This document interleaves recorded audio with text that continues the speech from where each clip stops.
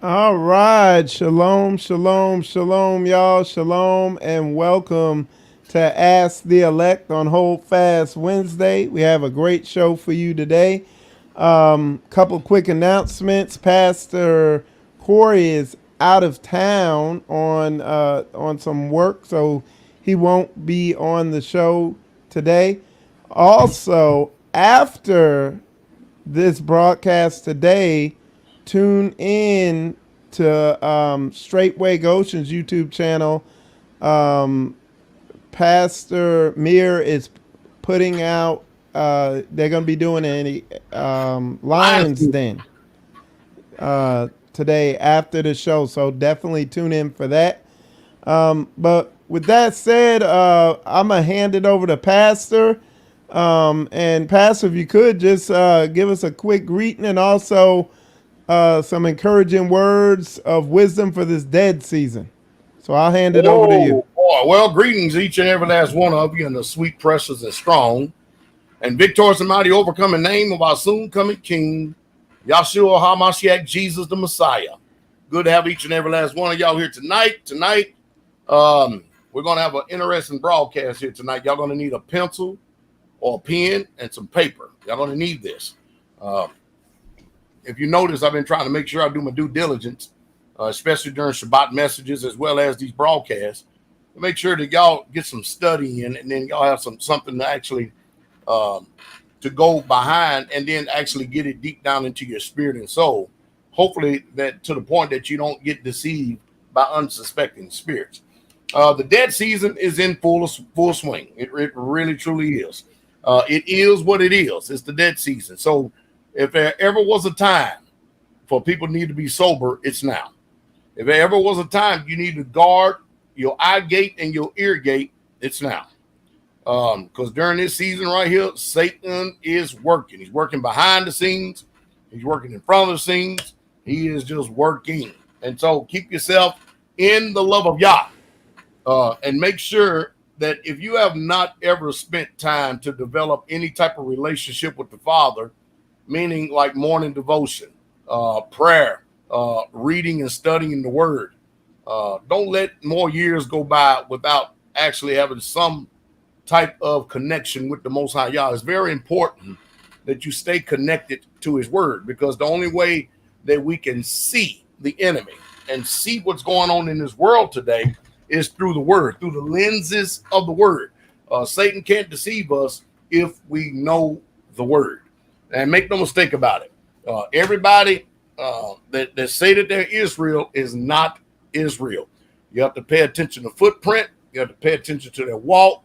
And you definitely have to pay attention to words. Words have meaning. There are, as if there may be, so many different kinds of voices in this world.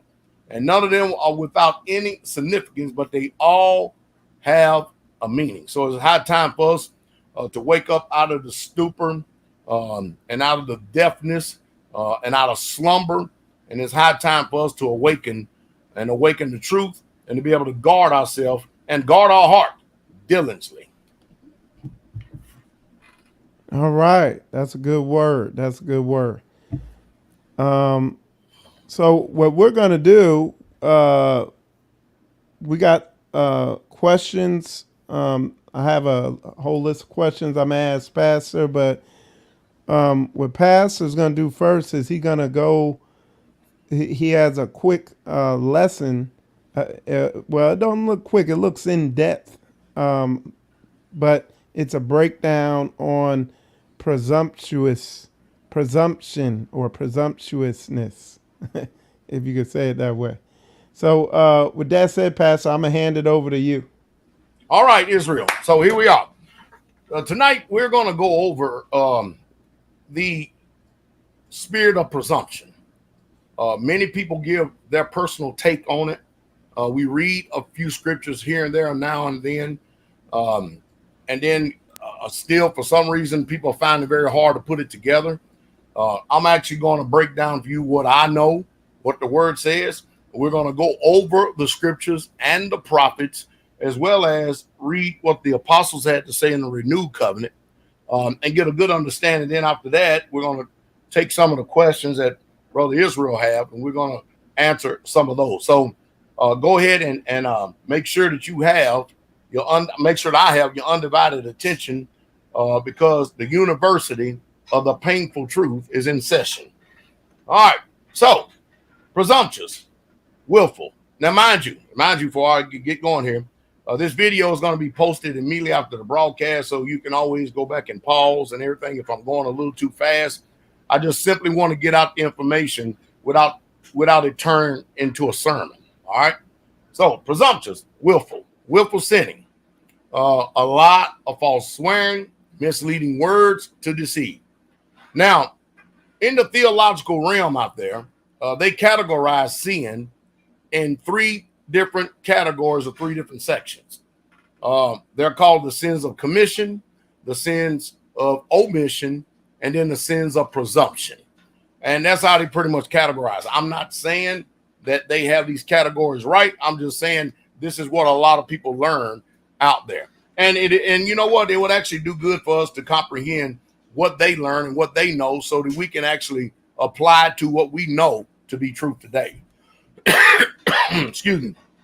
Now, the sin of commission is a sin or a sinful action that is done intentionally or unintentionally. You don't have to show them. Yeah, you can show the notes. Through thought, word, or deed. An example of sins of commissions includes lying, stealing, Adam and Eve disobeying Yah's command not to eat certain fruit. Now, the second one in that category is the sin of omission. The sin of omission is a sin that occurs when someone willingly fails to do something that they know is right or good. I mean, you know what's right, but yet you refuse to do what's right. That is the sin of omission. And then, of course, the third one is the sin of presumption. Now, this is the act of expecting salvation, and this is the deceitful part right here. This is the act of where people automatically assume that there's never, ever a time that they're ever going to lose salvation. So they automatically expecting salvation without taking the necessary steps to earn it. So some people say, well, you can't earn salvation. I beg to differ, because the word says work out your salvation with fear and trembling. We have a way that we have to walk. We have a way that we have to carry ourselves as Israelites, ambassadors of the kingdom of heaven, here in exile to Yah, here on this earth. We just can't be walking around carte blanche, acting cardinal 1 minute, in the flesh 1 minute, and then assuming that just because we're in the favor of Yah, that we're never going to be judged for any sins, especially the sins of presumption. Now, it can also be defined as relying on Yah's mercy and power without deserving it, assuming Yah will forgive sins, committing small sins, and assuming that Yah will forgive them. And of course, today, one of the pandemics that we're faced with today is that people are not, they're functioning in sin and not calling it sin. There's so many sins that are committed with this mouth and this tongue right here. It's ridiculous. And mind you that the only sins that can actually be forgiven is the sins that is confessed. But if you're deceived and your heart is deceived and you don't believe you're sinning, how can you confess? And that's the deception of it. Now, an assumption. An assumption is an ideal of something that is taken to be true without proof. Did you hear what I said? Taken to be true, but there's no proof to it. A presumption is an ideal that is taken to be true based on a probability. Now, what is an example of a probability? Well, an example of a probability is, and let me give you something, an assumption that if I was to get out here and tell y'all that there's going to be a hurricane that is going to hit us next week. Now, I have no proof. I have no backing. The weather forecast is not saying it. That's just something I just threw out there myself. That is called an assumption. Now, a presumption of probability would be that the hurricane has hit Tampa and the surrounding areas, and most likely is going to be coming to this area. Now, this is a presumption because it's based on a probability. I'm just inserting what I believe is going to happen while I'm talking about something concrete. And this happens a lot today. People insert a lot of things based on the truth or half truth that they know, and then they insert their presumption or their opinion into something and try to use it as facts. And it's there to deceive the unsuspecting minds of people, because something happened, then what is happening, so the presumption is mixed with an assumption. That's the kind of deceit that Yah really, really, truly hates, and he also has a judgment for it. As a matter of fact, Isaiah 58:9 says, thou shalt call on Yahweh, and Yahweh shall answer. Thou shalt cry, and he shall say, here I am. If, here it is, if, you know those two small words right there. If you take away from the midst of you the yoke of putting forth the finger. There's a lot of finger pointing going on today. A lot of finger pointing going on today, but not backed up by any facts whatsoever at all. It's mostly spoken from a presumption. All right, and speaking vanity. Now, when most are guilty of presumption, they're trying to make the person that they are accusing guilty of what they're guilty of themselves.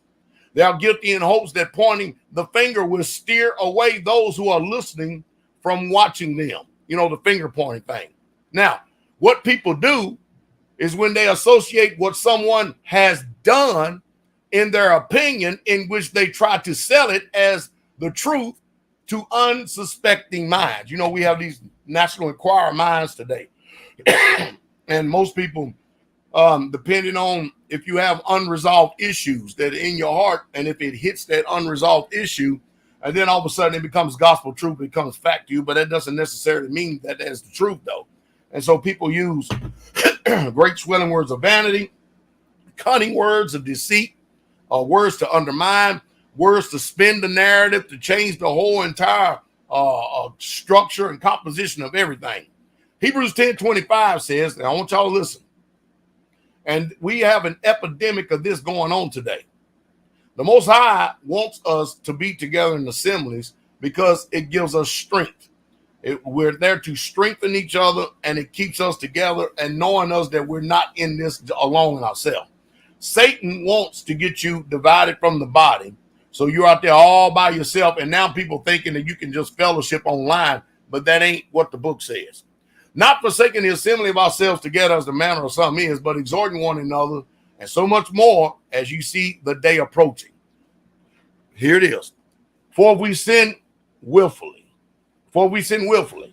After that we receive the knowledge of the truth, there remain no more sacrifices of sin, but a certain fearful judgment and fiery indignation which shall devour the adversaries. He that despised Moses' law died without mercy under 2 or 3 witnesses. How much sore punishment, suppose ye, shall ye be thought worthy, who have trodden underfoot the Son of Yah, and have counted the blood of the covenant wherewith you were sanctified an unholy thing, and ye have done despite to the spirit of favor, or the spirit of grace. For we all know him, for we know him, that he said, vengeance belongeth unto me, and I will recompense, saith the Almighty. And again, the master will judge his people. Now, if we go to 2 Peter chapter 10, 2 Peter chapter 2, and we go to verse 10, go straight to the Amplified version right there. Okay, I think I missed that. Let me go over here and pull it up real quick, because somewhere along the way, there it is. 2 Peter chapter 2, verse 10. Listen to what it says in the Amplified. I'm sure it's in there somewhere, but I didn't see it. So there's 9. All right, so here it is. And especially those who indulge in corrupt passions of the sinful nature and despise authority. Listen to me. This presumption has to do with people taking too much on themselves, trying to put themselves in a position of authority that they haven't been equipped for. They haven't been called for. Yah is the one that places us in the body as he sees fit. But kind of like Korah, Dathan, and Abiram, Korah, one witness, went and spoke to Dathan and Abiram, and did what Korah spoke, spread it like wildfire throughout the camp of Israel. And of course, we all know the end of the story, what y'all did. 2 Peter 2:10, especially those who indulge in corrupt passions of the sinful nation, despise authority. You got to ask yourself, what can someone say or what can someone do that will cause you to despise godly authority? Presumptuous and reckless and self-willed and arrogant. So a presumptuous person is reckless, they are self-willed, and they are arrogant creatures, despising the majesty of the master. They do not tremble when they revile angelic majesties. All right. So the King James says, but chiefly them which walk after the flesh in the lust of uncleanness and despise governments. They despise, and presumptuous are they, self-willed. They are not afraid to speak evil or dignity. Look, listen to me. Listen to me. I know a lot of people don't understand rank and structure. I know people don't understand. They don't have disciplines nowadays where they understand authority. Now, Moses said he wished that all of y'all's people were prophets, but Moses was the chief prophet. He was the one that spoke to y'all face to face. There are many prophets throughout the history of our people. And while there were the major prophets, there were other people that was prophets, didn't take away from their position, didn't take away from their calling, but there were certain prophets that y'all dealt with personally. And y'all's not dealing with everybody personally like some people would like to think. Some people say, well, we are equal in calling. No, we might have the same title, but we don't have the same function. And nor do we have the same anointing. That's the difference. You had Aaron as the high priest. He had a position that he had just for him. And Moses, y'all called Moses to that position. And then he backed it up with signs following. That's how y'all operate. And you had like Hananiah, who called himself a prophet of Yah because he propped himself up as a prophet of Yah. But Jeremiah said, this man is making y'all to believe in a false hope and a false dream. The Most High didn't say that. And Hananiah said, no, I alone am a prophet of Yah. So anytime you have dissenting voices, you're always going to have someone that's going to oppose some type of godly leadership. And usually these people, number one, their lifestyle does not line up with the book. They're very prideful. They're very arrogant. They're very presumptuous. They're very full of self-will. They're powerless. You don't see any fruit in their lifestyles where they spend any time at all with the Most High Yah, doing any miracles, signs, or wonders, but they have a title and position. And so people get deceived over that, thinking that, okay, well, they got a title position, then we need to listen to them too. Remember, there's a rank and structure. That's like in the Army. You got the structure would go all the way to 5-star generals. All right. So that means you have a 4-star general, a 3-star general, a 2-star general, and a 1-star general. They all are generals, but while they all may be generals, they all different according to status and authority. And this is what this generation doesn't understand.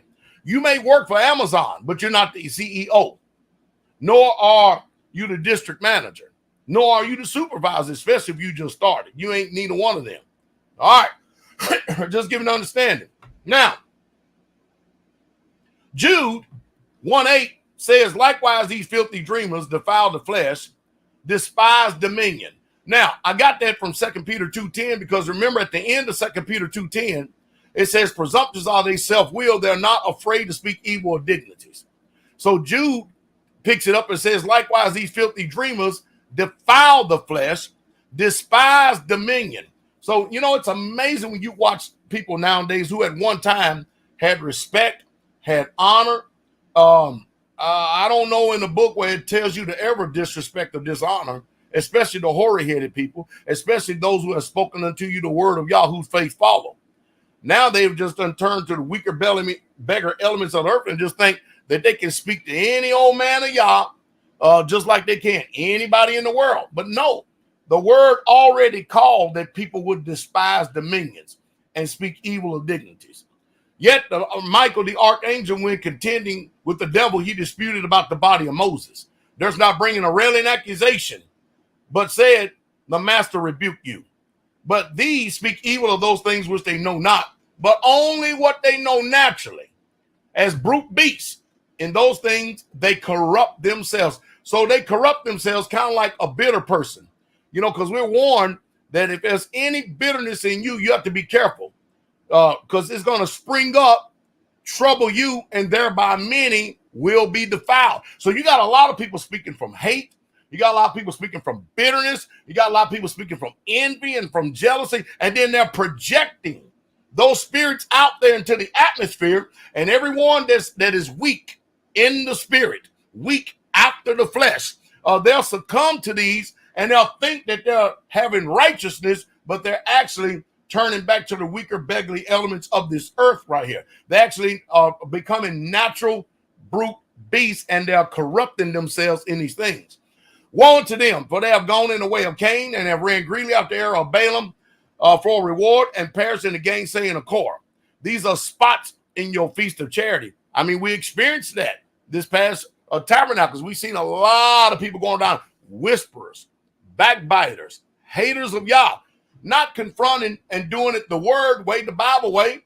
What does the Bible say? If you got an alt or fault or issue or something, what do? You go to your brother. No love is operating nowadays. Satan is trying to entice as many people as he can to operate after the flesh. So he has to have a ringleader out there to pump you up and to prod you up to get you going. And so don't think that Satan is adopted a hands-off attitude against the assembly. He's always trying to sneak in and weasel his way in. But spots they are in your feast of charity. When they feast with you, feeding themselves without fear. Clouds they are without water, carried about with winds. Trees whose fruit withereth, without fruit, twice dead, plucked up by the roots, waging waves of the sea, foaming out their own shame, wandering stars to whom is reserved the blackness of darkness forever. And Enoch, the seventh of Adam, prophesied of these, saying, behold, the master cometh with 10,000 of his saints to execute judgment upon all, and to convince all that are ungodly among them, or their ungodly deeds which they have ungodly committed, and their hard speeches which ungodly sinners have spoken against him. These are murmurers, complainers, walking after their own lust, and their mouth speaketh great swelling words, having men's persons in admiration because of an advantage. Now, the definition of presumptuous, coming from the Greek that we just got finished reading in 2 Peter 2, is this: a daring, an audacious man, one that is presumptuous. And an audacious person is showing a willingness to take surprisingly bold risk. It's a stretch when you're trying to overthrow all the leadership and trying to convince everybody that all the leadership is wrong, but you alone yourself is right. By yourself, you're all right. Very bold and very daring, fearless, showing a lack of proper respect, and audacious. So a presumptuous person is also a reckless, bold, and rash person, an audacious type of person. Now, continue on back over in 2 Peter chapter 11, it says, whereas the angels, which are in greater power and might, bring not railing or defaming accusations. You see, that's one thing about it. You see, even the angels won't even bring a defaming accusation against Satan because they got sense. They know how serious this spirit of presumptuous is. But down here, we lose cannon. We lose lip. We'll say anything. If we feel it, we say it. Just because you feel it, don't mean you say it. You don't go out there and give place to the devil and throw out the devil's agenda into the atmosphere. Because remember, this world was framed by words. This world was formed by words. Everything came into existence by words. And words are powerful and words have meaning. That's why I'm saying a lot of people out there are speaking curses. And they're teaching you how to speak curses. And they're depending on you to fall back on the weaker, beggarly elements of this earth, which is walking after your flesh. And they're depending on you getting evilly affected by that and then join them in being part of Satan's kingdom and join the murmurers, the complainers, the backbiters, the talebearers, the putting forth of the fingers, the liars, the slanderers, the holding truth in unrighteousness. All of this is part of the fruit.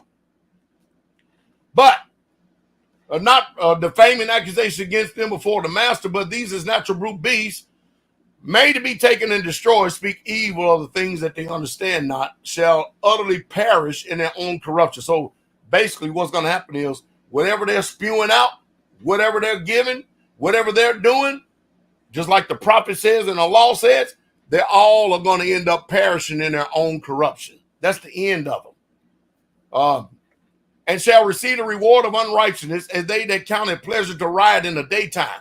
Spots they are and blemishes, sporting themselves with their own deceivings while they feast with you. Having eyes full of adultery and cannot cease from sin. Beguiling unstable souls. See, so the whole standard operating procedure of a presumptuous person is to beguile unstable souls. You have to understand, Satan is a charmer. Satan holds the truth in unrighteousness. It's a little bit of truth. And like we learned earlier, then he throws in the presumption. And then he tries to present it as if this is the message or gospel truth. And so many people are gullible, unstudied, ignorant, or unlearned, can't even pick up on the switcheroo, what Satan just got finished doing. And they never, ever take note. If you ever want to take note about feelings, take note of how when you listening to someone, how does it make you feel? Do you have the fruit of the Spirit where you are full of love, joy, and peace, and long suffering? Nope. If you ain't got that, then you listen to the wrong voice. But if it calls you to be bitter, if it calls you to speak evil of dignities, if it calls you to despise governments, if it calls you to put forth the finger, if it calls you to murmur and talebear and backbite, if it calls you to be driven to run to YouTube and make videos, negative, derogatory videos, boy, and you're driven by that, you know what influence under what kingdom that you're actually submitting to. Having eyes full of adultery, cannot cease from sin, beguiling unstable souls. And heart they have exercised with coveted practices, cursed children, which have forsaken the right way and are gone astray, following the way of Balaam, the son of Bezor, who loved the wages of unrighteousness. We're doing a lot of reading. See, a lot of times when you listen to people on YouTube, they want to do a lot of talking because they're trying to persuade you with their subtle words.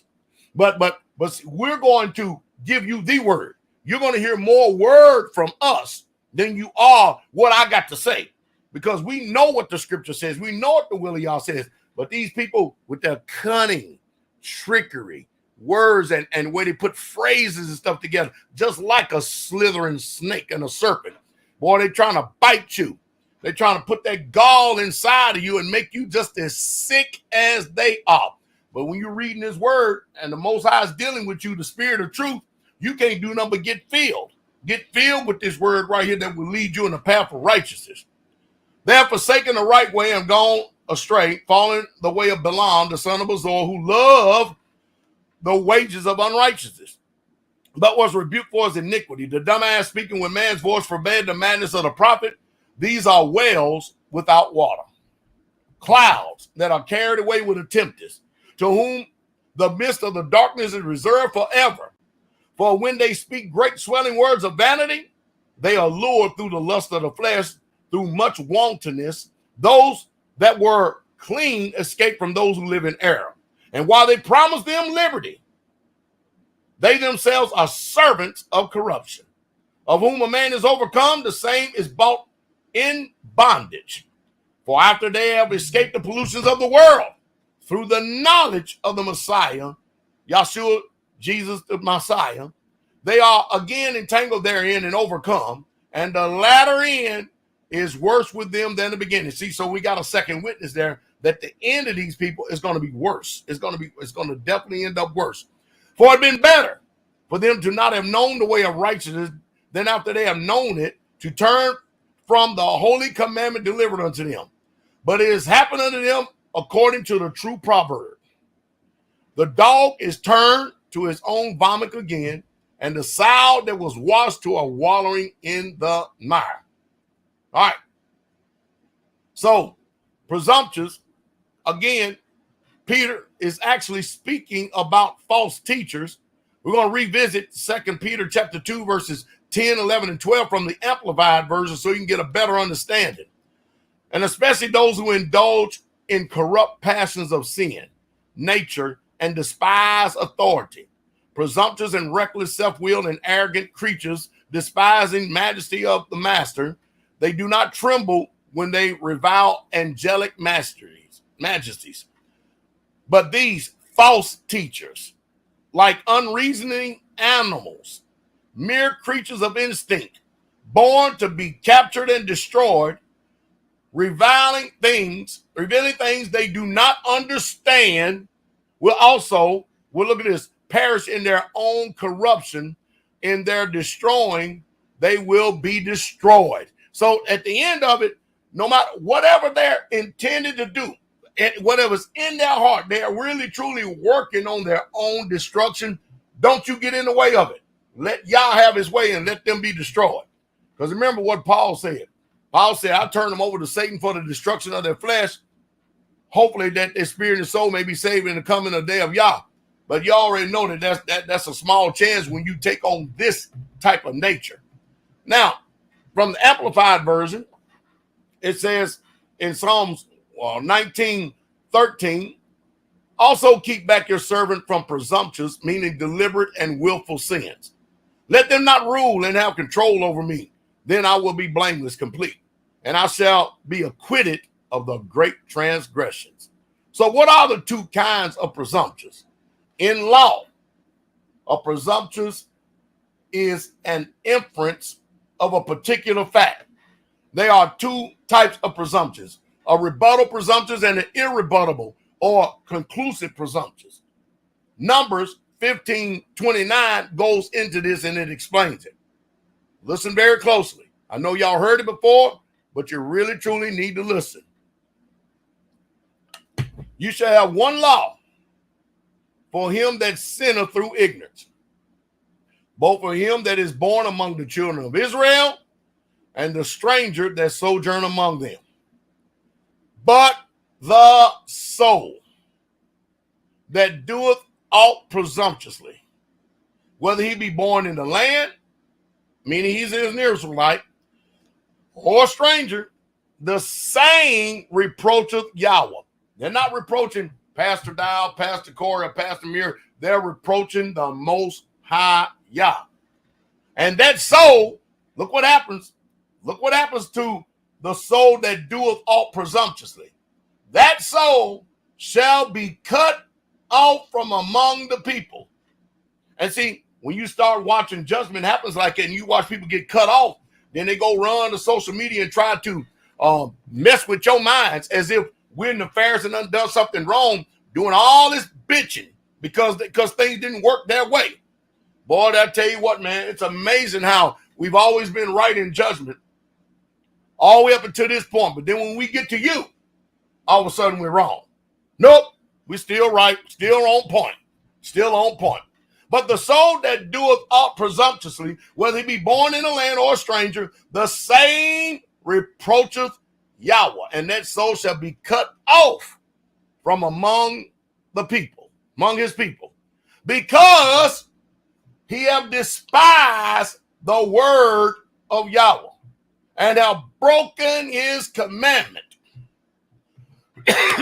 We're going to find out what commandment it was that was broke. Because, see, anytime you take this type of nature upon you, which is satanic to the core, and you become very daring and audacious and very prideful and evil and vindictive, and you prat against other Israelites with malicious words, trying to sway others over to your opinion, like Korah, Dathan, and Abiram did, we're going to see what the word has to say. And because he had despised the word of Yah, and that's what people have done, they have done despite to the spirit of favor, and have broken his commandment. We're going to go over what commandment has been broken. That soul shall be utterly cut off. His iniquity shall be upon him. So we got some people that their iniquity is upon them. They're trying in all that they can, trying to act like they're Israel. But when you listen to them, you may hear 1% word, meaning scripture, facts from the Bible, but you'll hear 99% of their opinion from their hurt feelings, which, again, we got a professional form called Hurt Feelings Report. You can fill out one anytime you want and stuff, check all the blocks and stuff, and we will deal with your issues. Presumptuous, from the Hebrew, means to rise up, to be high, to be lofty, to be exalted, to be high. Did y'all know that we got people within the last year that actually have admitted to this sin of presumption? They literally have admitted, and they count it as if it was just some thing that you just poo-poo on the side and you just throw it away. But this sin right here gets you cut off from Israel, because it ain't all right to be prideful and arrogant and rise up and to be heady and high-minded and to be uplifted and exalt yourself. The sin of presumption, Deuteronomy 19, verse 15. Here is the sin. One witness shall not rise up against a man for any iniquity. One witness shall not rise up against a man for any iniquity. It makes no difference that man's a pastor, an apostle, a prophet, evangelist, teacher, brother. One witness shall not rise up against a man for any iniquity or for any sin. You got something conjured up in your head and you're trying to go around secretly and invite other people on what you picking up. This is the sin of presumption. In any sin that he said, out of the mouth of two witnesses or at the mouth of three witnesses shall the matter be established. See, you can't be going out there conjuring up something in your head and then go spit in the ears and try to sway people over to your presumption and your opinion and then call that two or three witnesses when nobody witnessed any sin. Only thing people witness are accusations. Then both the men between whom the controversy is shall stand before Yahweh. This is what we do here straightway. Before the priests and the judges, which shall be in those days. And the judges shall make diligent inquisition. And that's what the judges did. That's what the judges do. That's why we've been adjudicating matters all these years. We've always done it by the book. But isn't it amazing? How did we get to this particular point right here? And you get a certain pastor on a firing line, all of a sudden everybody's liars but him. Everybody's wrong but him. It's amazing, isn't it? How do we all of a sudden we missed it but him? Simply amazing. And then we got a couple of elders on the board. They don't even know how to quote 3 commandments or even quote 3 scriptures, which that's got to stop right there. We're going to stop that for sure. Because you can't be an elder in Israel and be ignorant of the word. You got to judge by the word, not your feelings and emotions. And the judges shall make diligent inquisition, and behold, if the witness be a false witness, out of which we found out that there's witnesses that are false witnesses. We found out there was a pastor that was a false witness. He have testified falsely against his brother. Then shall ye do unto him as he thought to have done unto his brother. And so shall you put the evil away from among you. Notice everything with the sin of presumption is put away. Put away. But because this is how foul and satanic this spirit is. It's that foul and satanic. And it's going to get a lot of you weak-minded, ignorant, and unlearned people who refuse to hide God's word in your heart. You're going to end up going the same path as those who follow Korah, Dathan, and Abiram. Then you shall do unto him as he hath thought to have done to his brother, so shall he put the evil away from among you. And those which remain shall hear and fear, and shall henceforth commit no more such evil among you. And thine eyes shall not pity. Everybody, what if they repent? And thine eyes shall not pity. What if they cry like Esau? And their eyes shall not pity.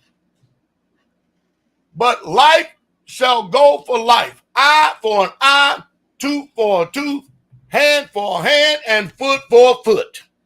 And I love the law. It's so right. Many have arrogantly admitted to committing this sin. and not really understand the ramifications of what they've done. Again, they're trying to make light of the commandment, but this is one sin that Yah is not playing with, because it has to do with the very nature of the accuser of the brethren. Now we got people out there that are so driven, so demonically inspired, that they can't do nothing else but this. And they keep the presumptive going. And they're cut off, and their end is already manifested. Y'all's going to finish them off for us. So today we are watching the young men today not honor the older. What kind of spirit could get on you to the men that you used to once honor and respect, now you dishonor? It seems to be the normal behavior with these sons of Belial. And that's exactly what they are, sons of Belial. David even called Israel, them people that went to Ziklag and didn't want to share the wealth amongst the people that stayed behind. Hey, man, them people were so greedy again, he called them sons of Belial. That's what we're dealing with today. And if they didn't manifest themselves, how will we know who they are, Israel? Stand up, wake up, clap your hands, and shout and give Yah the glory that the devil is manifested among us, and we can clearly see him, and we're watching him be cut off from among the people. That's what you should be rejoicing in. Not that the people are hurting. No, the only ones hurting is the one getting cut off. That's why I use the word cut, because you're getting cut off. Man. So what was the commandment that was broken? The commandment that was broken was the 9th commandment. In Exodus 20, verse 16. You shall not bear false witness against your neighbor. All that presumption come from bearing false witness. Bearing false witness. The scriptures that are precepts that chain to this particular scripture from the Amplified Version is Exodus 23:6. Listen very closely, Israel. You shall not pervert. That means bend. The justice due to your poor in his dispute. Keep far away from a false charge or action. Keep what? Far away from it. From a false charge or an action. And do not condemn to death the innocent or the righteous. For I will not justify and acquit the guilty. Y'all ain't playing. This is some very serious stuff right here. Y'all is cutting folks off that sides with Satan and then arrogantly get out here and put forth this spirit. We supposed to be preaching the message. We supposed to be drawing people closer to the kingdom. Man, look at the devil, and the devil is a damn liar, ain't he? Leviticus 19:11. You shall not steal, neither deal falsely, neither lie one to another. Whole bunch of lies going on. Not only allegedly is all the ecclesiastical council of Straitway by one man is charged that we're all wrong, but also every person has ever testified that actually lived, breathed with them. Everybody's wrong, but this person right here. It's amazing what y'all's doing. Amazing. Pastor Dowell, I thought you said that I said I wasn't going to put no evil thing from before my eyes. I ain't been doing that. I've been keeping myself in the love of y'all. I am preaching and teaching based on what's going on in the spirit. I hope y'all love that law. Leviticus 19:11. You shall not steal, neither deal falsely, neither lie one to another. Jeremiah 6:28. They are all grievous revolters, walking with slanderers. They are brass and iron. They are all corrupters. Last scripture for the night, Malachi 3:5. And I will come near to you to judgment. And I will be a swift witness against the sorcerers, against the adulterers, and against false swearers, and against those that oppress the hireling in his wages, the widow and the fatherless, and to turn aside the stranger from his right. And fear not me, saith Yahweh of hosts.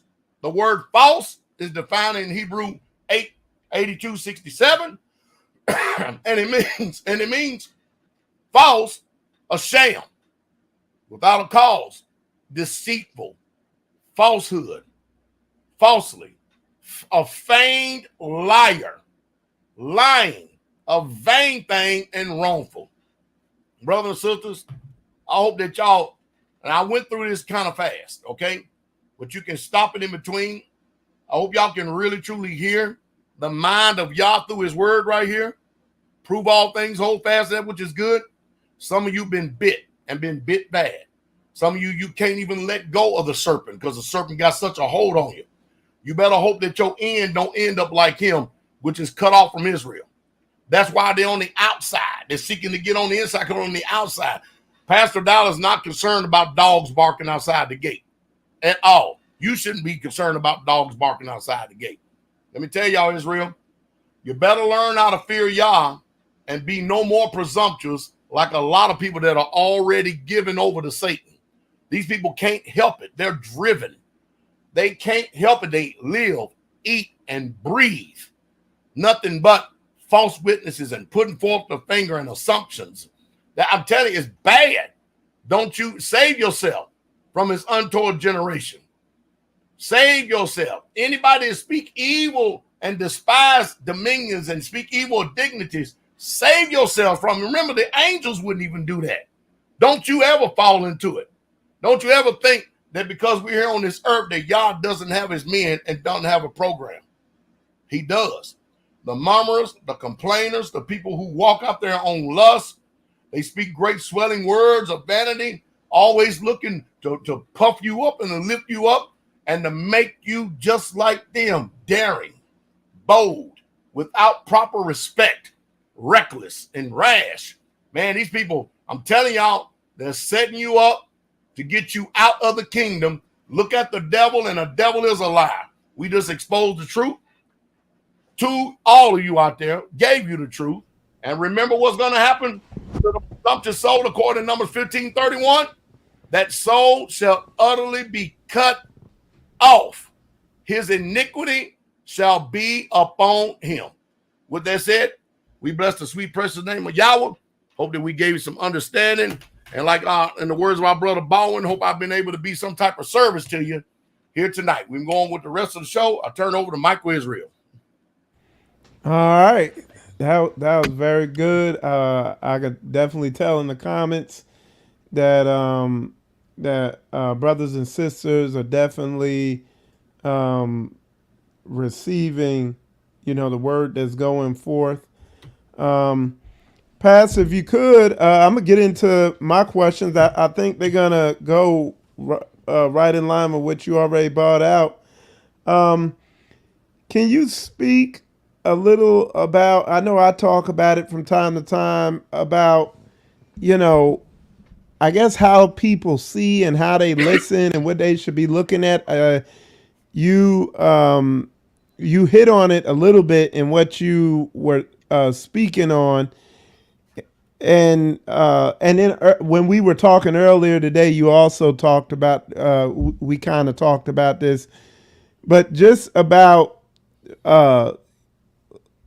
fruit and footwork, where one way to really discern who's who and what's what is, what people are focusing on, what they're doing, where I know me and you were talking about earlier, you were talking about what you had been running around doing, trying to get sorted out concerning your land that would benefit Israel, stuff like that. And then looking at some people, their whole focus is literally, there's no edification in it. It's just bent on, I guess, being real critical about somebody else. Can you speak on that? Well, the book says by their fruits you should know them, and you should. And like when we spoke earlier today, I told you basically, I don't have time for sideshows. I don't have time to go out here and chase all the things that people are saying or try to put out all these fires. I'm laser focused. Today, like with every day, I'm busy with moving forth the ministry of Straitway and especially the lands. we already have our land tax exempt. All right. And we got a few buildings that we're fighting for to get exempt, which should already be exempt because the land is exempt. And once I get that exempt, the first thing I'm going to do is I'm going to pay it forward, meaning give it forward to all the other communities. Because, see, one of the things that they speak about out here in the world is this. They say that, well, you know, you may own your house, but you don't really own it because you got to pay taxes. Well, that ain't us. Not on that land, we don't. We don't have to pay no tax on that. Do we pay taxes when we go to the gas pump? Yes. Do we pay taxes when we go buy clothes? Yes. Do we pay taxes when we go to the dentist? Yes. I mean, we are taxed all over the place nowadays. But when it comes to our own land, separation of church and state, or even according to the Constitution, see, you don't have any rights unless you can declare them. And so I'm busy with the work of the kingdom. I don't have time. I don't know how people have all this time. I do know how they have all this time because they ain't got nothing to do. If you look at and peer into their lives, I'm going to say it again. If you look at a person's footwork, if you peer into their lives, that and that alone will tell you about the business that they are, either about the kingdom business or their own business. There ain't no mistaking about it. And so a lot of people would have you to believe with words that they're all this and bag of chips. But then when you look and you see their lifestyle, you see their manner of living, you see their conversation, you hear their conversation, they're not about y'all. They don't even care about y'all whatsoever at all. All they care about is evil, Satan's kingdom, the disparaging, the destruction, the slander, the talebearing, the backbiting, the malice, the ill will. I mean, because they're demonically possessed. And that serpent is trying to do everything it can to bite everybody else who can easily be offended. Now, in 2 Thessalonians 2:2, it says, well, I'm going to start the first verse. It says, now I beseech you, brethren, that by the coming of our master Messiah and by gathering together unto him, look what the warning is. That you be not soon shaken in mind or troubled, neither by spirit, nor by word, nor by letter as from us. So he's hitting every avenue possible that you shouldn't even be shaken in mind, as the day of Messiah is at hand. Let no man deceive you by any means, for that day shall not come except there come a falling away first. We need to be giving y'all glory as we watch this happen right before our very eyes, and then thank the Father that it ain't us falling away.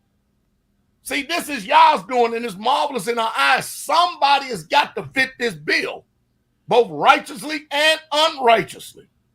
The ones that are falling away, the ones that was in it, they'll never admit it.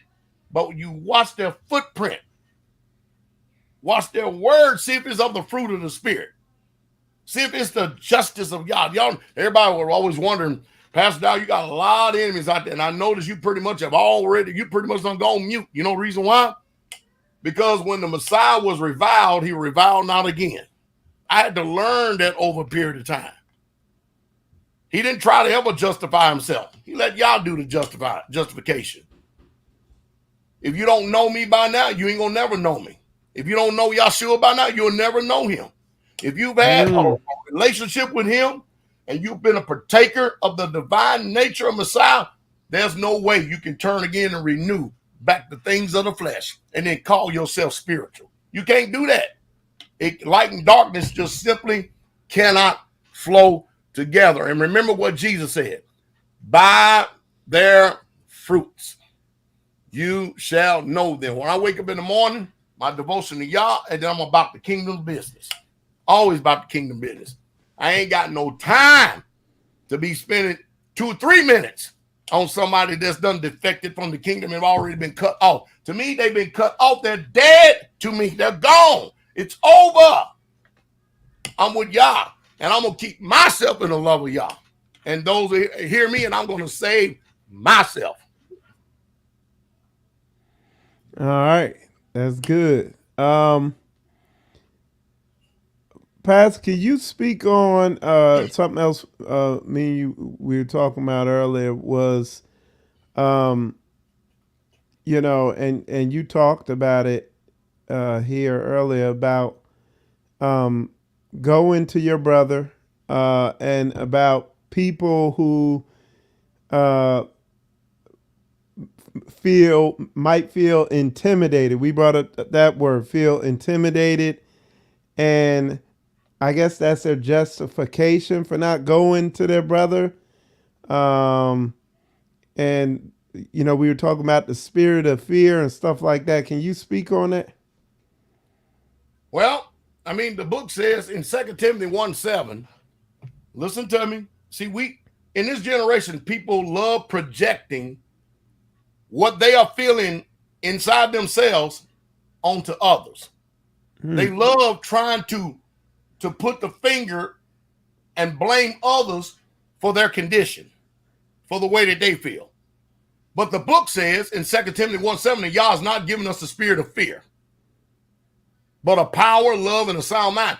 If you are fearing going to a man, that man is not the issue. You are the issue. You're the one that's feeling the fear, not that man. So all this blame shifting, you're not justified. Psalms 119, 165, great peace have they, which love thy law, and nothing shall offend them. So you actually find out that people don't love Yah's law. They don't love his word. These people are pretenders.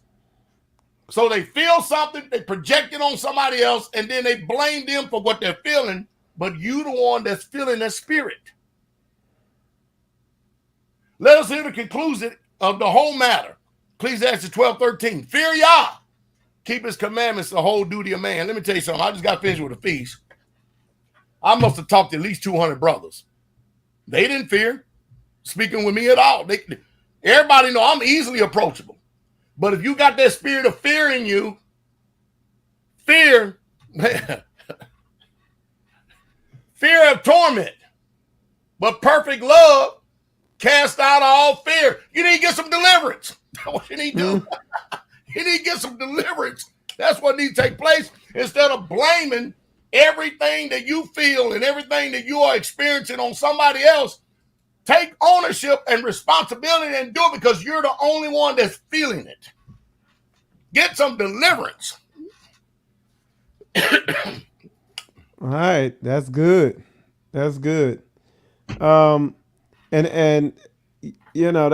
that's something I've talked about before, is people they get deceived by their emotions, that they basically make an idol of their emotions, and they exalt their emotions above the word of Yah, and that's the cause of a lot of issues. And all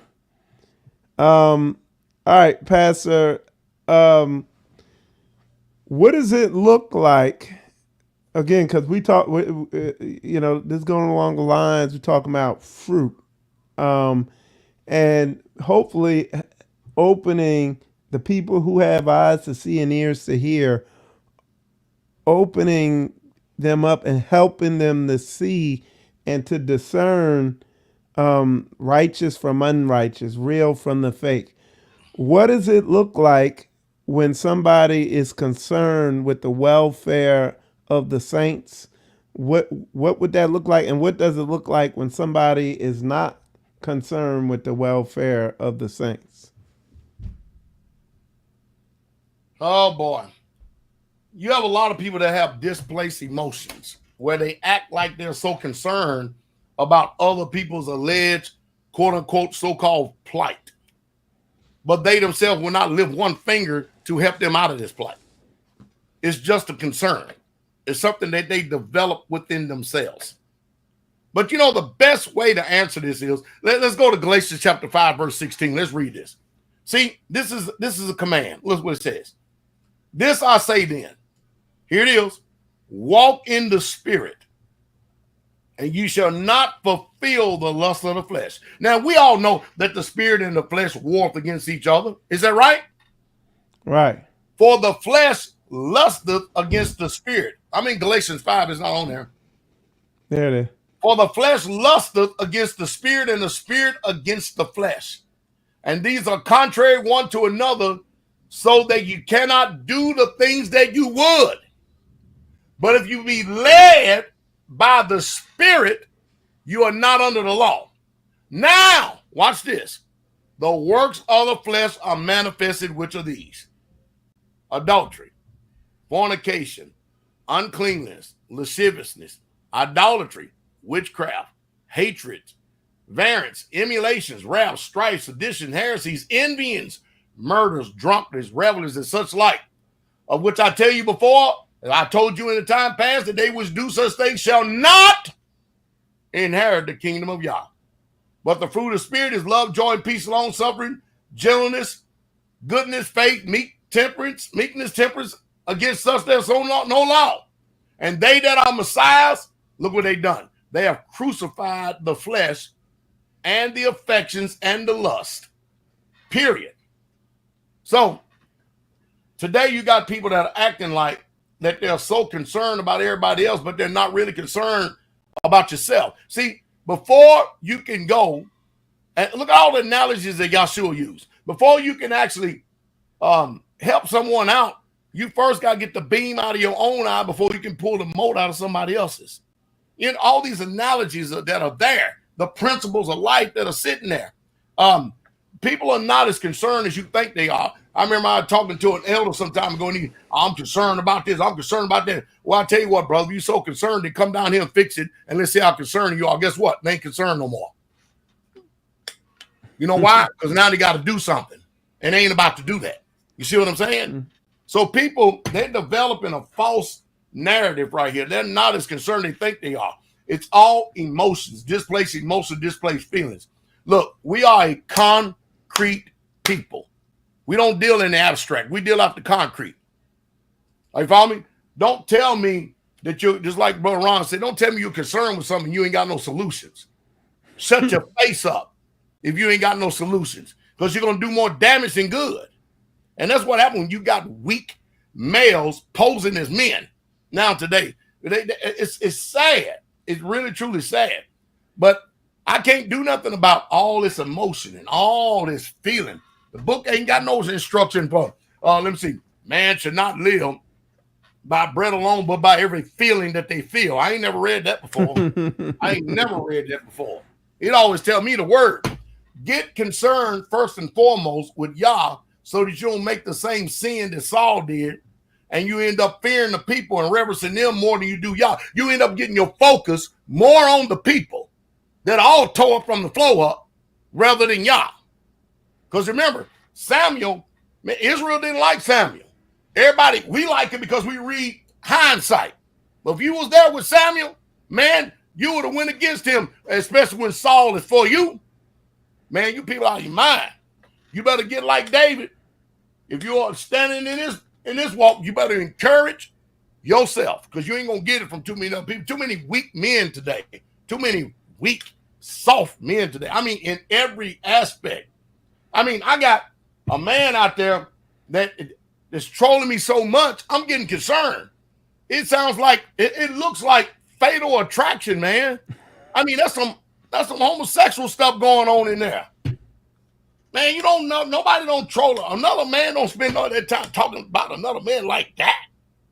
Good mercy, you both talk about Yah. Damn, this is crazy. This is insanity. It's called demonic possession. They're given over to a reprobate mind to do those things which are not convenient. Now, they can say whatever they want, but when you look at the facts are the facts. Look and see, and peer into my life. You can easily see on these videos, see what I'm doing on a day-to-day basis, see what they do. See who I talk about and see who they talk about. That's a clear sign there. So one of the things I was talking to Pastor Corey earlier, and me and him were just talking about. I know me and my time in Straitway and prior to Straitway, being out in that Hebrew Israelite community, and it's just amazing the energy and the effort our people put into finding a way to disagree on something, and literally the effort they put into not coming together, into majoring on minor things when we know the big picture is for us to come together. Pastor, if you could speak on this a little bit. Like I know my mindset coming into Straitway, I know it was something I had prayed about as far as direction in life from in my current situation. I know the Most High led me here. And I just tell you straight up, I didn't come here expecting Straitway to be perfect or you to be perfect, but it was clear that this was the route to go. And can you just speak on the mindset brothers and sisters need to have? Because what I've seen, especially lately, especially lately, is watching people so focused on Straitway and you also the things you're doing, and they're completely oblivious to issues they've had that are way more, a larger deal. Can you just speak some wisdom on the importance of working where the word says work your salvation out with fear and trembling? Can you speak on that in context of all the other stuff I just said? I know I said a lot of stuff, but go ahead. Well, don't let people fool you, Brother Mike. People are not as concerned about me or Straitway as much as possible, because if they did, then they would follow in the same footprint and footstep. They would sell all that they got, including the house that they already reside in. They would sell it too. And then they would go out and find some land. They would do what the book says. So they're not really concerned. What they're concerned about, at least this is what they say they're concerned about. Mm-hmm. They make up stuff that they're so-called concerned about. Let me give you something. I'm going to give you something here real quick, okay, to dispel. Let's go to 1 Corinthians chapter 9. All right? Okay. And let's go over here, and let's start at verse 9. So listen real close, all right? I'm going to give y'all something here. Again, Pastor Dowell ain't got nothing for you but just a word. All right, follow me? So here it is. Mm-hmm. For it is written in the law of Moses, look what it says, you shall not muzzle the ox that treadeth out the corn. Doeth God take care of oxen? So my question is this. Why are so many people trying to muzzle me? I'm treading out a lot of corn. The law says you shouldn't muzzle the ox and tread out the corn. In another passage, it says, because the laborer is worthy of his hire. What? How do you know what it's talking about? Look what it says. Or saith he it altogether for our sakes? For our sakes, no doubt it is written, that he that ploweth should plow in hope. Michael Israel, how long have I been out here plowing? I think it's going on about 30 years now. 30 years. 30 years of plowing. So I should plow in hope then, shouldn't I? And that he that thresheth in hope should be a partaker of his hope. I'll put in a lot of work. I'm just using me as an analogy so we can have something to connect it to. Then look at this. You got some people out there ain't plowed nothing. In no hope. Ain't threshed nothing. Ain't treading out no corn.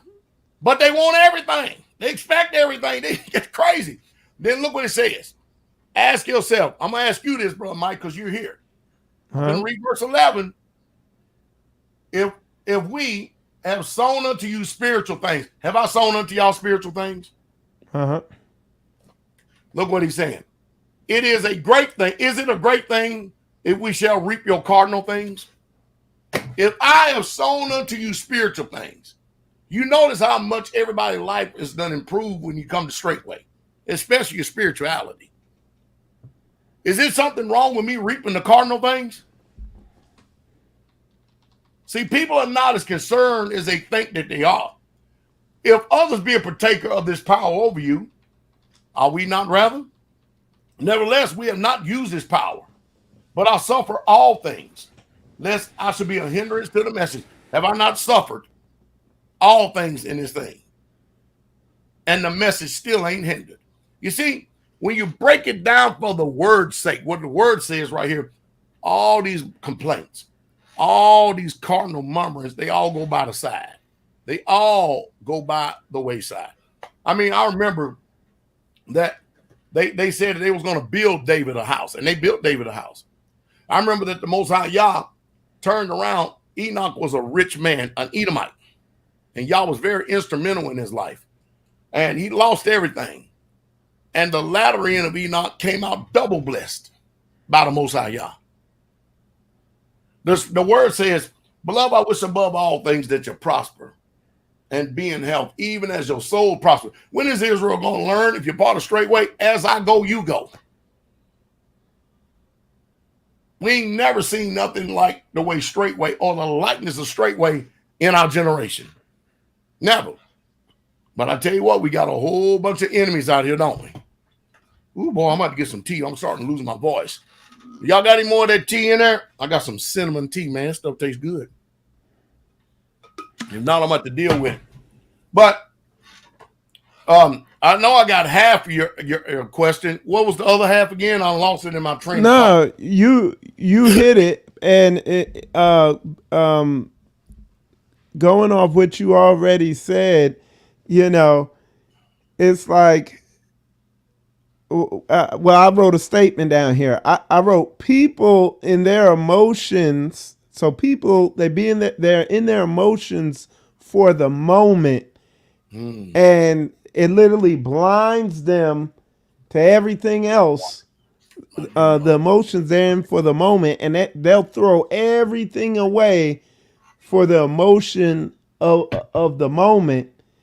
And it almost is like when these people, they have these strong emotions, they haven't cultivated the wisdom of the simple wisdom of just pausing, taking time to know that, hey, let the emotions calm down, and just thinking back and considering, because that's, because you remember I told you last week, Pastor, I didn't take the challenge. I've been watching, I keep an eye on everything going on out there, and it's like, for me, it goes along with what you said. If I sit and just think, hey, where did I come from?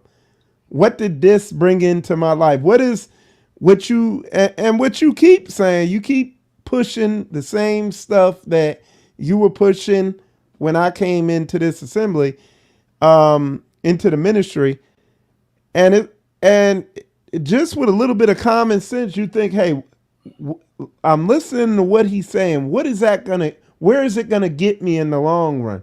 So I'm considering. And then I'm listening to what these other people are saying with their videos. And I'm thinking, where is this gonna have me in the long run? One is like watching Oprah Winfrey. The other one is like watching David Goggins or something, if you want to compare it on a secular level. You know what I'm saying? One's going to get you somewhere. One's just entertainment. And what's your take on that, Pastor? I think your analogy is spot on. Remember, the book says, by their fruits, you shall know them. And I think that's part of the serious issue today, that people can't even discern what is a good fruit and a bad fruit. They simply can't do it. It's bad, man. They can't discern what's good and what's bad.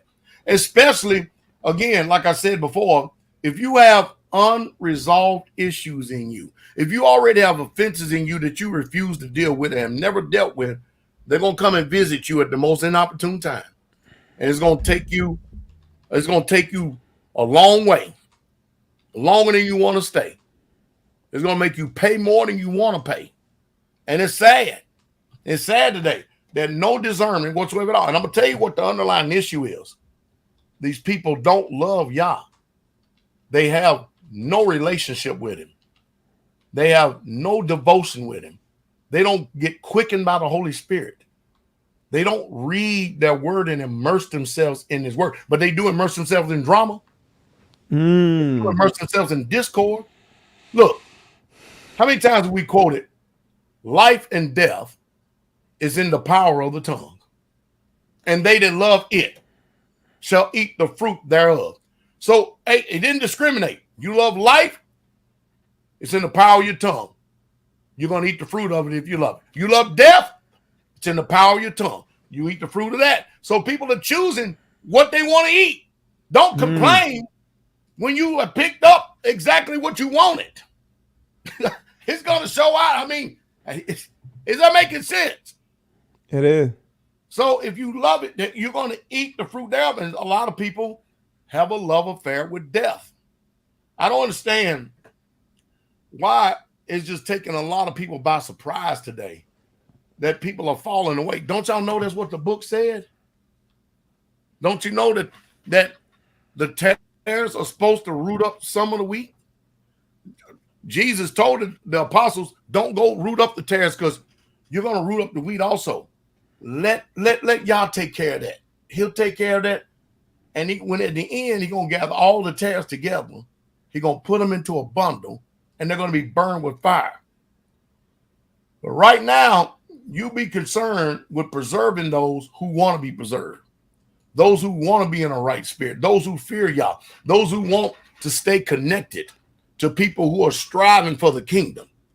You can't be serving two masters. You cannot serve Yah and then serve Satan. You can't serve brethren who are serving the devil and then turn around and then serve brethren who are serving Yah. You cannot be halting between two opinions. You can't. You're going to have to pick. That's all there is to it. Well, I ain't picking nobody. Then you've already picked. Go ahead and you get ready to get picked off by Satan too. Because mind you, when Jesus gives the analogy of the sheep, right? He said, if he has a fold of 100 sheep and one sheep go astray, does not he go out and look for that one sheep? And he brings that sheep back into the fold. Why? Because he wants the fold and the flock to be together. That's why he's making us little sanctuaries. But you got people want to divide. And next thing you know, you're alone. Next thing you know, here comes Satan. He got you right where he wants you. and that wolf is going to devour you. If you can't see it, I can't give you the ears to hear. I can't. All I can do is shout from the rooftop. And all I can do is be a living testimony and a living example. That's all I can do. That's all I can do. But I can tell you one thing. That one pastor out there that's my enemy, he's not even worthy to carry my suitcase. Because when you put everything together in his whole life, what he has done compared to mine, it ain't even a comparison. It ain't even a comparison. And then you look at the last year and look at my fruit and look at his fruit. It shouldn't even be a question. Shouldn't even be a question. All right, we got I'm gonna read this real quick. A sister put something in there. She said, I have been being healed from my childhood trauma listening to Pastor Dowell. Yah has opened my eyes and spirit on the spiritual realms I had no idea existed. Praise Yah. And we got a little testimony there. All right. Lord to the King. Hey, I will give you pastor according to my heart, which will feed you with knowledge and understanding.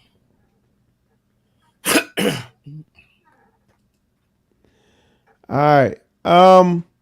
So I got last question. If y'all got any questions in the comments there in the chat, y'all can put them in there. So what I put here? Oh,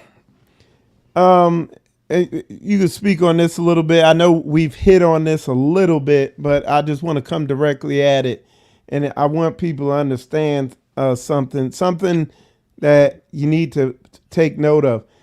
It is easy to tear down, accuse, point out all the bad qualities about anybody or anything. You know what I'm saying? Mm-hmm. Anybody could do that against anybody, you know. But just because they do that don't mean it's true. Exactly. Go ahead. But it's very easy to focus on the negative on something and just constantly dwell on that, and people would be like, well, that's, you know, somebody who has a one-sided approach, they're not going to look into it, you know. But just realize, you know, there's a good side, there's good and there's bad that you could dwell on, but what are the proportions? Because people could emphasize whatever they want for their agenda. So that's why we got to prove all things, hold fast to that which is true. What do you think about that, Shep? All I can do is give you the word. Give you the word what Paul said. You want to hear it? 2 Corinthians 10, start at verse 1. And I'm centering on verse 7, what you just said. Now, Okay. now I, Paul, beseech you by the meekness and the gentleness of Messiah, who in presence am base among you, and being absent, I'm bold toward you. But I beseech you that I may not be bold when I am present with that confidence, wherewith I think to be bold against some, which think of us as if we walk according to the flesh. For though we walk in the flesh, we do not war after the flesh. The weapons of our warfare are not carnal, but mighty through Yah to pulling down the strongholds, casting down imaginations and every high thing that exalts itself against the knowledge of Yah, and bringing into captivity every thought to the obedience of Messiah. Here it is. Watch this. And having in a readiness to revenge all disobedience. How many people out there is really truly fighting against Satan's kingdom and all the lust of the flesh? I mean, you are ready to revenge all disobedience. You can only do that when your obedience is fulfilled. Do ye look on things after the outward appearance? Paul is asking that. If any man trust to himself that he is Messiah, let him think this again, that as he is Messiah, even so we are Messiah. So, man, people can sit there and try to separate this all they want, man. Hey, you believe you Messiah? We know you're Messiah. For though I should boast somewhat more of our authority, which the Messiah has given us for edification. What did he give it to us for? For edification. What did he give us his authority for? For edification and not for your destruction. I should not be ashamed. Y'all get that? Does that make any sense? The Most High sent us here for edification, exhortation, and comfort. Sure, there's going to be some reproof and some rebuke and some correction in the process of all that. But that's the reason why he sent us. He didn't set up it. Listen, y'all did not send me. He did not send me to preach against another pastor. I'm sorry. He did. He sent me to preach the message. And you understand what I mean? That's what he said. Now, if people want to do that, I have no problem with it. Fill up your cup. Have fun. But I know what I'm going to do. I know what I'm going to do. And you're right. And we must still remain blameless. And guess what? And I keep myself blameless and in the love of y'all more than the majority of all of you. Because I live it and practice it daily. I've been doing this thing 30 years, man. And listen, did not Jesus say this, that you shall be hated of all men for my name's sake? What if I wasn't hated? Then I got to go to the other part. Woe unto you when men speak well of you. I mean, which one is it? You understand what I mean? If I'm being persecuted for righteousness, man, I got a great reward. Just because somebody says something don't mean it's so. Just because they point the finger and levy charges, that doesn't mean it's facts. It don't mean so. Hey, people have got to discern what is right and what is wrong, and I can't give you that. I can't. Oh, well, but I know one thing. By their fruit, you shall know them. Look at my fruit and look at their fruit. See who you know. All right, that was good. Somebody had a question. I'm gonna go to it real quick. They asked, "What is a good way to respect your parents?" That was rolling. What is a good way to respect your parents? The commandments. Honor your father and mother, that your days may be prolonged upon the soil which Yahweh your Elohim giveth you. See, again. How can you be listening to us? How can you be listening to us and not hear them commandments read first thing before the message done every Sabbath? How can you even frame yourself to act? Yeah, I'm reproving and rebuking on this one. How in the world can you frame yourself to even form your lips to ask that question when it's in the commandments? And on these commandments, these two hanging the whole law. You love Yahweh Elohim with all thy heart, all thy mind, all thy soul, and all thy spirit, and love thy neighbor as thyself. How? The first 4 commandments show how to love Yah. The last 6 show how to love your fellow man. What do you mean? How do you honor your father and mother? You respect them. You have honor for them. You obey them. That's how you honor them.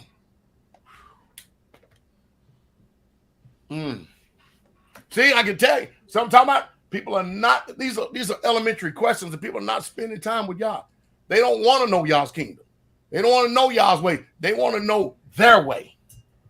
They want a God like the nations got that will do what they say and will give them what they want rather than being conformed to his image. That's the problem we have today. Yeah, people want a God that conforms to their emotions. But when you get in line with this word, sometimes it ain't gonna feel good, and people ain't used to that. No, this word gonna cut you. For the word of Yah is quick and powerful, sharper than any two-edged sword. It's gonna cut. Have y'all noticed? Have y'all noticed out of this whole entire broadcast?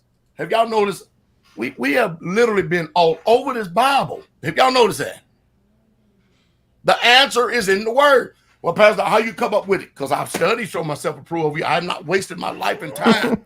I put the word, I've hidden it in my heart so that I won't sin against him. I mean, whenever I hear something, the answer comes in the word. Not from my opinion, not from my feelings, not from my emotions. It comes from the word because I live by it. That's good. That's good. That's good. Pastor, that's you more than answered all the questions I had. You know, I know a lot of stuff we had talked about earlier, so it did make for a good conversation here on the show. Did you have anything else? Man, Brother Israel, I don't have nothing else. I tell you, I don't know. Listen, I'm gonna put it like this. If you don't want to hear the words, depart from me, you workers of iniquity. You better start learning Yah's law. You better start learning what it means to be in the favor of Yah and walk in it. And you better start saving yourself by not putting no corrupt thing in front of your eyes, not hearing no corrupt thing that would drag your soul down. You better be looking for stuff that's going to edify and uplift you and encourage you.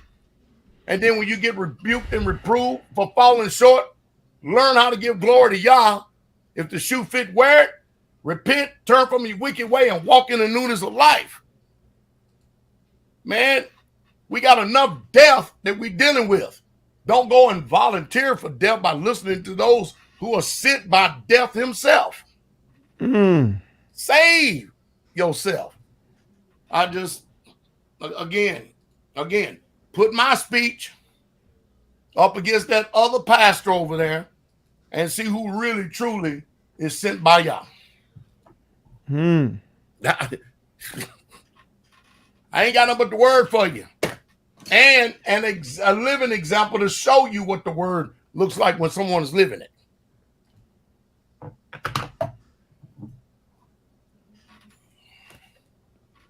That's good.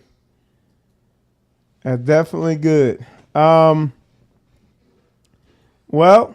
it's definitely an awesome show. I could see by the comments in there, man. People were blessed by this. Yeah, let me hold on. Let me do that real quick. Hold on, because we definitely cooking. Hold on.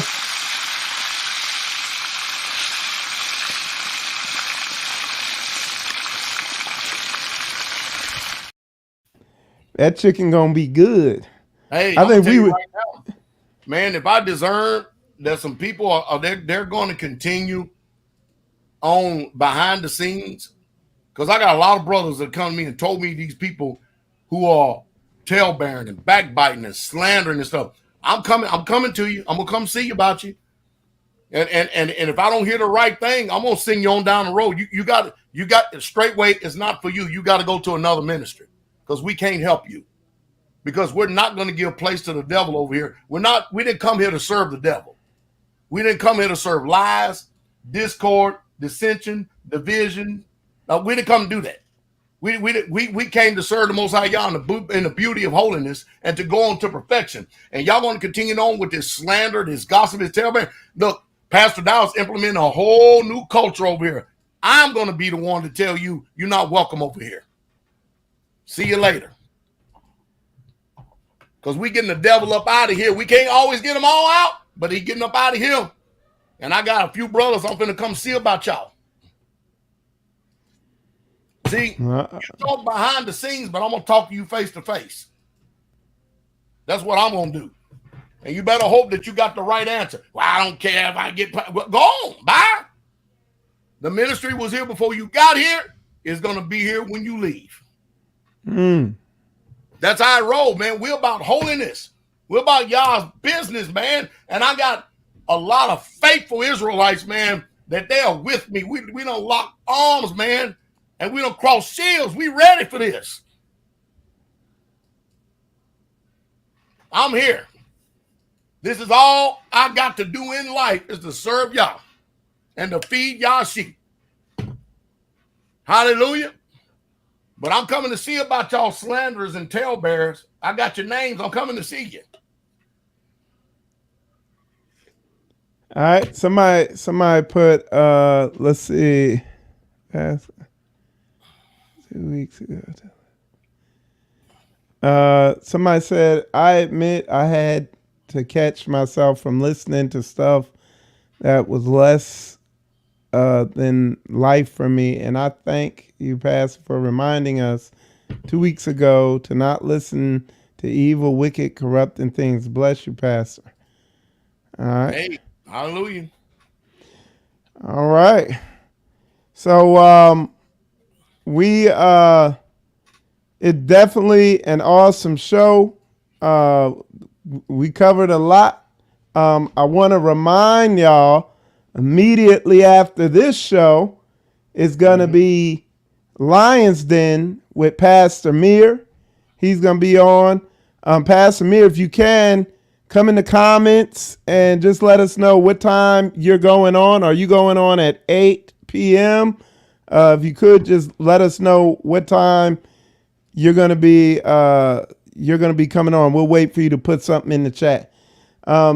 In the meantime, definitely like, subscribe, Ask the Elect. We come on every other week.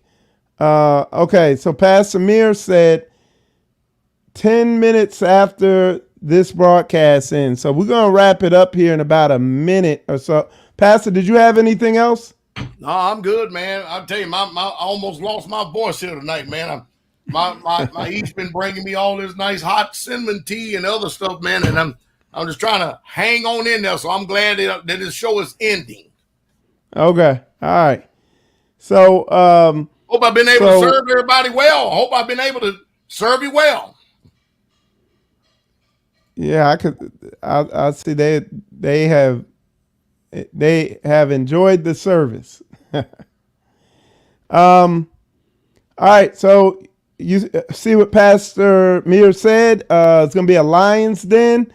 He's going to be going live with his broadcast 10 minutes after this. So head over there to Straitway, Indiana, Goshen. That title you see right there on his comment, Straitway, Indiana, Goshen. Just go to that on YouTube and you'll be over there on his live stream. Pastor, definitely an awesome show. You definitely were laying it down and edifying the saints and coming straight from the book. And those who have eyes to see and ears to hear, They definitely had received something today for sure. Hey, I love Anyway, y'all, Israel. So with that said, y'all, we appreciate all y'all tuning in. I'm Michael Israel. You're watching Ask the Elect on Hold Fast Wednesday. And with that said, y'all, shalom, shalom.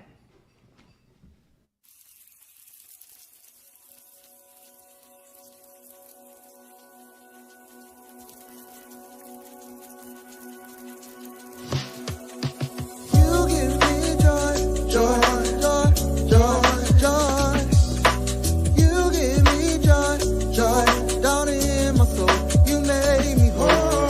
You give me joy, joy, joy, joy, joy.